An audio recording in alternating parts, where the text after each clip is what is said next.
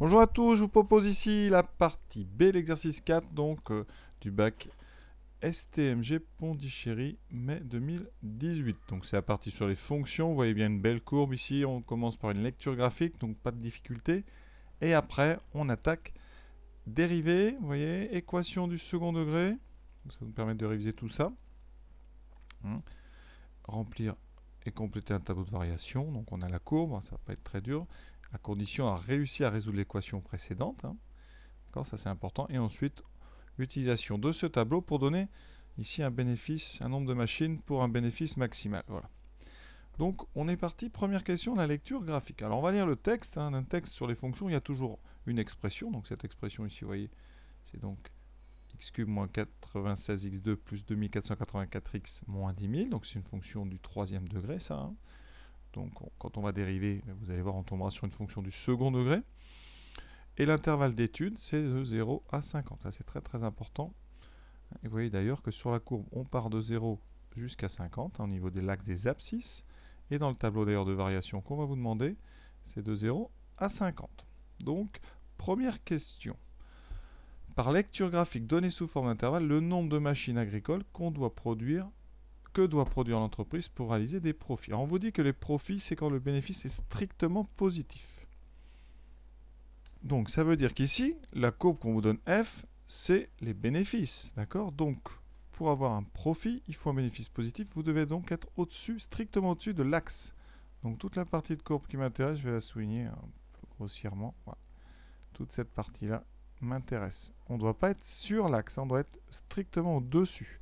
D'accord? Donc qu'est-ce que ça nous donne comme valeur? Alors, on va regarder un petit peu plus précisément. Donc cet intervalle, vous voyez, ici, il va commencer ici, donc alors là on est en 5, alors est-ce qu'on est avant 5 ou pas? Là il y a une petite question quand même. Et ici, voilà. Alors là ça c'est facile, on est entre 39 et 40. Ici, alors on tombe ici à 5, voilà, on a l'impression qu'on tombe sur 5, hein, d'accord? Alors c'est important de savoir si c'est sur 5 ou pas parce que on doit être strictement positif. Si on est sur 5, on va devoir enlever 5, donc on va commencer l'intervalle en 6. Alors comment savoir si la courbe ici passe exactement en 5? On peut, hein. C'est peut-être un peu trop précis ce que je vais faire, mais on pourrait, et on va regarder ça à la machine, on va calculer ici la valeur de la fonction pour 5, si ça donne 0, ça marche. Donc regardons un petit peu ce que ça donne en 5. Donc je calcule bêtement, 5 au cube, moins 96 fois 5 au carré, je remplace, hein, plus 2484 fois 5, moins 10 000. On doit tomber tout près de 0, c'est sûr. On tombe sur 145. Alors la hauteur, 145. Donc qu'est-ce que ça veut dire? Ça veut dire qu'en 5, on est au-dessus. On réalise donc déjà des profits. Donc ça veut dire que la courbe coupait l'axe un petit peu avant 5. D'accord? Si on regarde bien, peut-être qu'on peut s'en apercevoir. Donc ici, eh bien, ça veut dire que l'intervalle qu'on va répondre, on ne vous demande pas de justifier, hein, réponse, alors, je vais mettre ça en rouge en haut, réponse de la question numéro 1, c'est donc l'intervalle 5 fermé, c'est-à-dire qu'on va prendre 5, parce qu'on sait qu'en 5, on fait déjà 145 de bénéfices, jusqu'à ici, alors 40, on est forcément en dessous, on voit bien, donc de 5 à 39. Et on vous demande de répondre sous forme d'intervalle. Donc vous n'avez pas d'autre choix que de répondre comme ça. Donc c'est entre 5 et 39, ici machine, qu'on fait des profits. Des profits, hein, strictement positifs. Donc voilà cette première question. Alors j'ai peut-être un petit peu vraiment été dans les détails pour 5. Après, bon, ceux qui auront répondu ici, je ne pense pas qu'on puisse les pénaliser. Parce qu'on ne peut pas vraiment, en regardant ici, savoir si on est avant ou après 5. C'est assez flou. Deuxième question, maintenant on arrive sur les dérivées. Alors on doit dériver une fonction du troisième degré. Alors les choses à connaître dans le cours. La dérivée de x3, alors je vais mettre les fonctions ici et leur dérivée, ce que vous devez connaître. Alors les fonctions x3, ça donne 3x2. Les fonctions x carré donnent 2x. Et les fonctions x donnent 1. Alors si vous avez ax ici, plus b, eh bien vous ne garderez que le a, le coefficient de x. Donc ici, on a du x3, donc ça commencera par 3x2. Et on va faire la somme. Moins 96, on garde le 96, et on va dériver x carré. Dérivé d'x carré, c'est 2x, je viens de le dire. Voilà. Ensuite, plus 2484, et on dérive x, on a dit que ça faisait 1 ici. Le moins 10 000 donne 0. D'accord? Vous avez bien compris que toute cette partie-là Donc c'est du ax plus b, donc on ne garde que le coefficient qu'il y a devant x, donc le 2484. On trouve évidemment la formule qu'on a dans la question 3, hein. Donc il y a des petits indices quand même. 3x2 moins 192x plus 2484. Donc là, vous pouviez même trouver en regardant que la question d'après, hein. Il faut être un petit peu rusé des fois. Et maintenant, on vous demande de résoudre une équation du second degré. Donc ça se fait avec le discriminant. Ce discriminant, il nécessite de connaître les coefficients ABC de votre équation. Ici, A vaut 3, B vaut moins 192 et C vaut 2484. Delta, c'est B carré moins 4AC. Donc ça, c'est la calculatrice, hein. B carré, ça fait moins 192 au carré. Faites attention aux parenthèses, hein. Le moins, d'ailleurs, vous n'êtes pas obligé de le mettre parce qu'il est au carré. Moins 4 fois A fois C. On prend la machine tout de suite, ça ne sert à rien de faire les calculs à la main. On tape absolument tout. Les parenthèses. Moins 192. On ferme la parenthèse au carré. Moins 4 fois 3. Même si elles ne servent à rien, je les mets. Et 2484. Comme ça, dans tous les cas, ça va marcher. On valide. 7056. Donc delta égale 7056. 7056, c'est un nombre positif. Donc on a deux solutions. Alors les formules, elles sont normalement connues par cœur. Alors ici, bougez pas. Donc x1, ça fera moins b moins racine carrée de delta sur 2a. Et x2, alors je le mets dessous, voilà, moins b plus racine carrée de delta sur 2a.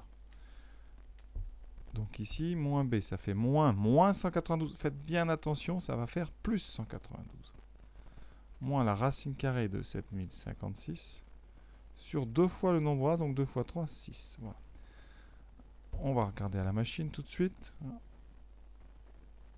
Voilà. Alors racine carrée de 7056, ça tombe juste, ça fait 84. Donc ça, c'est parfait. Donc on aura en haut 192 moins 84. Et ensuite, on divise par 6. Est-ce que ça tombe juste? Ça tombe juste, ça fait 18. On est sauvé. Et pour l'autre, ça fera 192 plus 84. Voilà, divisé par 6. Donc on a trouvé 18 et 46. Ouf, ça tombe juste, donc 18 et 46. Donc ça, on en aura besoin pour la question suivante. Donc on a donc l'équation S égale, hein, vous êtes habitué quand on a l'équation, on met l'ensemble des solutions. Ici, c'est 18 et 46. Pour ceux qui ne savent pas faire, on peut toujours faire à la machine pour pouvoir continuer. Sur une Casio, dans le menu, vous avez un menu qui s'appelle équation. Menu ici, vous voyez, équation. Vous mettez donc polynôme, second degré, voilà, et vous indiquez vos coefficients. Ici, les coefficients A vaut 3, B vaut moins 192. Voilà, essayez, vous allez voir, c'est très simple. Et vous validez, et vous avez 46 comme solution et 18. Vous voyez, ça c'est vraiment très pratique, ça permet de continuer l'exercice. Et pour ceux qui ont une Texas, alors, il y a des modèles où il y a des menus, et des modèles où il n'y a pas de menu. Alors, je vais faire un modèle sans utiliser de menu. Vous allez, alors je dis tout simplement non, parce que là c'est un petit peu plus compliqué. Vous allez taper 3x2, donc vous allez tracer la courbe. D'accord, plus 2484. Voilà, alors soit vous tracez la courbe, soit vous allez faire un tableau de valeurs ici. Alors moi je vais vous montrer le tableau de valeurs. Il faut se mettre entre 0 et 50, puis vous regardez un petit peu entre 0 et 50, quand est-ce que ça se rapproche de 0. Voilà, tu voyez, par exemple, là on a de la chance, ça tombe en 18 piles. Voilà, et ensuite vous continuez entre 0 et 50.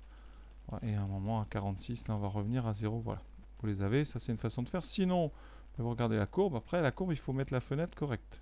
Donc pour faire une fenêtre, vous allez dans définition de table. Alors non, pas, on est sur des tables, là. Il ne faut pas un tableau de valeur. Là, il faudrait plutôt aller dans le menu graphique. Donc ici, je vais aller dans graphe, voilà. Je vais fenêtre 0, 50. Et vous regardez sur votre dessin, quand est-ce que ça vaut 0. Vous voyez ici et là. Pour savoir où c'est, ben vous allez... Alors je crois qu'il y a un endroit avec... pour avoir le point qui apparaît. Donc là, vous allez dans trace, voilà. Et vous avez un petit point qui va bouger sur la courbe. D'accord. Alors on ne le voit pas très bien par contre, c'est pas facile. Est-ce que vous le voyez ce point? Oui, là, c'est pas évident quand même, parce que normalement, il y a un point qui bouge sur la courbe, il est en 43 ici, mais ça monte beaucoup trop vite, donc c'est compliqué à faire, vous voyez. Donc moi, je vous conseille plutôt le tableau. Sinon, il faut apprendre à recadrer la courbe, ça c'est difficile. Donc là, vraiment, chacun verra un petit peu comment il fait. Sinon, vous pouvez aussi toujours faire un... Voilà, vous allez rehausser, faire un zoom. Si vous faites zoom, voilà, zoom boîte, et vous allez... Alors le problème, c'est que là, la courbe est trop basse. Donc ici, alors, ouais, on n'est pas loin là, je vois le petit triangle en bas.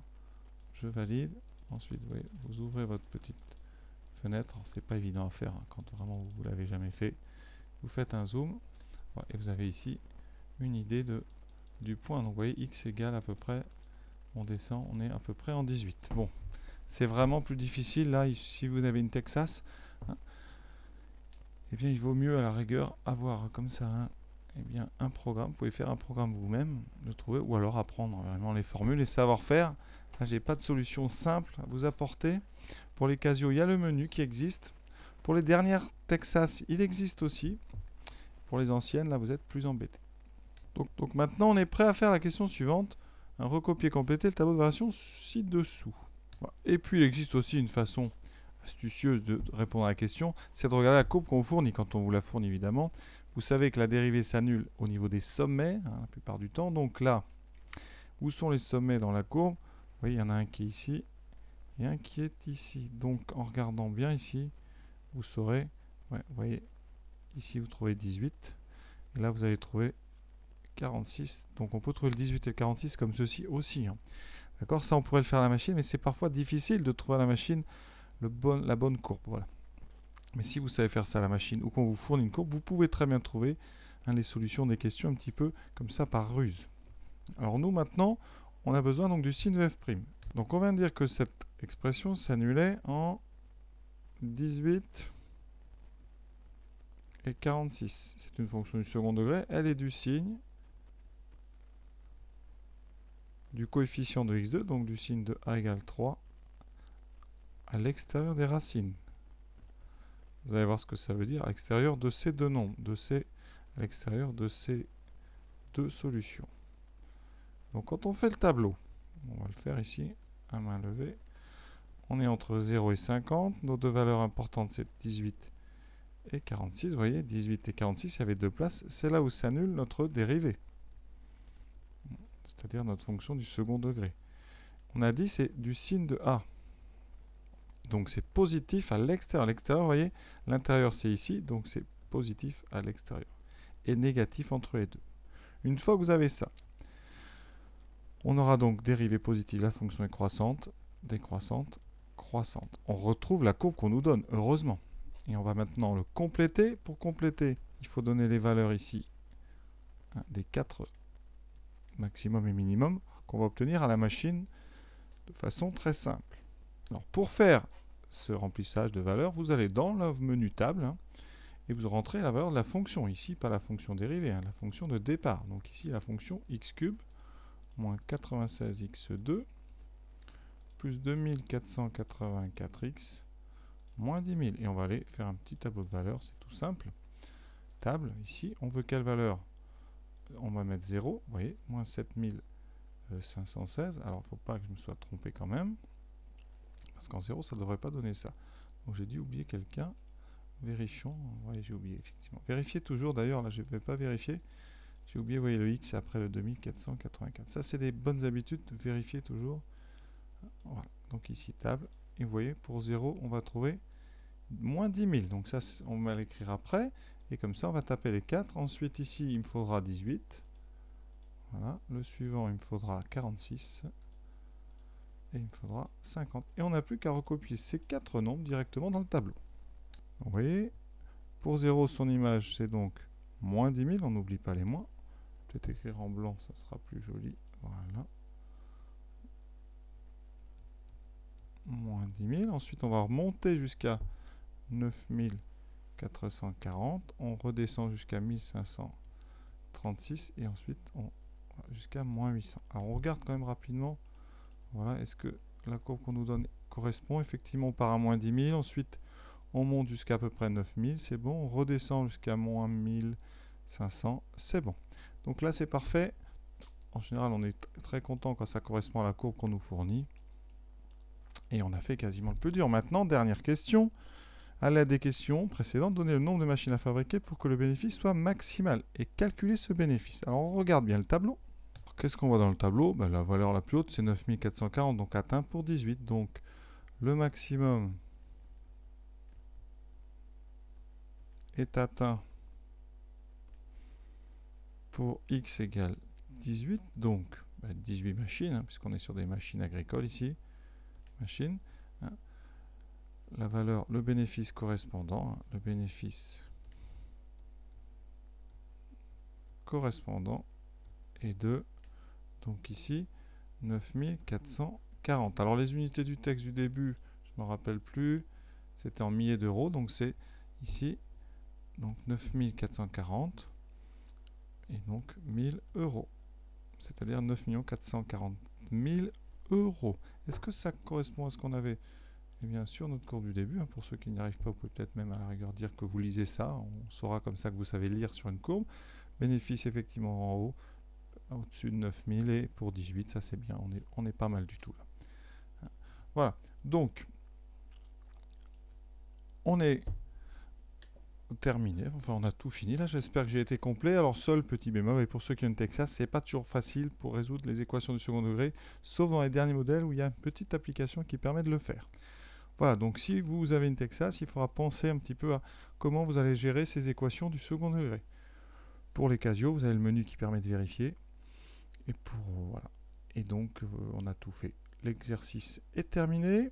Je vous souhaite bonne continuation dans votre travail et bon courage. À bientôt.